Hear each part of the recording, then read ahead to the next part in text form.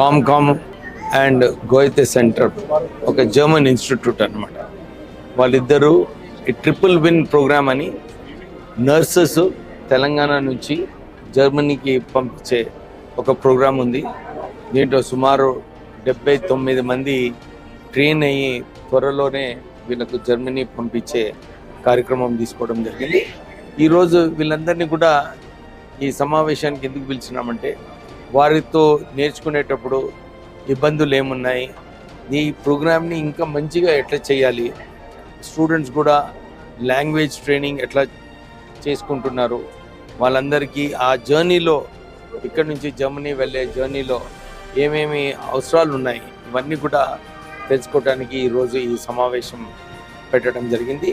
దీంట్లో చాలా మంచి పాయింట్స్ ఇక్కడ స్టూడెంట్స్ రేజ్ చేశారు. ఇంకా మా జర్మన్ ఇన్స్టిట్యూట్ నుంచి గోయతే సెంటర్ నుంచి వాళ్ళు కూడా మంచి సజెషన్స్ ఇచ్చారు. ఎట్లా ఈ లాంగ్వేజ్ని ఎక్కువ తొందరగా ఎట్లా నేర్చుకోవచ్చు. ఎందుకంటే జర్మనీ వెళ్ళిన తర్వాత మోస్ట్ ఇంపార్టెంట్ పాయింట్ జర్మన్ లాంగ్వేజ్లో అక్కడ పేషెంట్స్తో మాట్లాడేది అవసరం ఉంది. సో వీళ్ళందరూ కూడా జర్మన్ లాంగ్వేజ్ B2 లెవెల్ వరకు నేర్చుకున్నప్పుడు వారు అక్కడ పోయిన తర్వాత ఇబ్బంది లేకుండా జాబ్ సాటిస్ఫాక్షన్ కూడా ఉంటుందని చెప్పి ఈ చర్చ చేయడం జరిగింది. అక్కడ ఒక నర్స్ అఖిల అని ఆల్రెడీ ఒక గవర్నమెంట్ హాస్పిటల్లో జాయిన్ అయింది. ఆమె ఎక్స్పీరియన్స్ ఏముంది కూడా ఈరోజు ఇక్కడ మన ఈ టీం వాళ్ళతో డిస్కస్ చేసింది.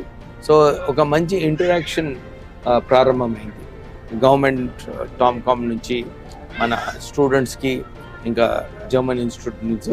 సో ఈ కాంబినేషన్ ఏదైతే ఉందో వీళ్ళందరూ కూడా కలిసి పనిచేసినప్పుడే ఈ స్కీమ్ సక్సెస్ఫుల్ అవుతుంది. ఇంకా ప్రత్యేకంగా సీఎం ఓవర్సీస్ ప్రోగ్రామ్ ఏదైతే ఉందో దీని ద్వారా గవర్నమెంట్ కూడా సబ్సిడీ ఇస్తుంది. ఎవరైతే ఈ లాంగ్వేజ్ నేర్చుకోవడంలో వీసా కోసం ఏదైతే ఖర్చులు ఉంటాయో ఇవన్నీ నేర్చుకోవడానికి 50% సబ్సిడీ రాష్ట్ర ప్రభుత్వం శాంక్షన్ చేస్తుంది. సో అందరు కూడా దీన్ని మంచిగా ఉపయోగించుకొని ఈ ఓవర్సీస్ ఎంప్లాయ్మెంట్ ఏదైతే టామ్కామ్ ద్వారా వెళ్ళొచ్చో, బయట ఖర్చులు పెట్టుకోకుండా ఏజెన్సీస్ నుంచి మోసపోకుండా టామ్కామ్ మధ్యలో ఉంటుంది. సో అందరు కూడా ఈ టామ్కామ్ సంస్థను మంచిగా ఉపయోగించుకొని దీన్ని సక్సెస్ చేయడానికి మేమందరం కూడా ప్రయత్నం చేస్తాం.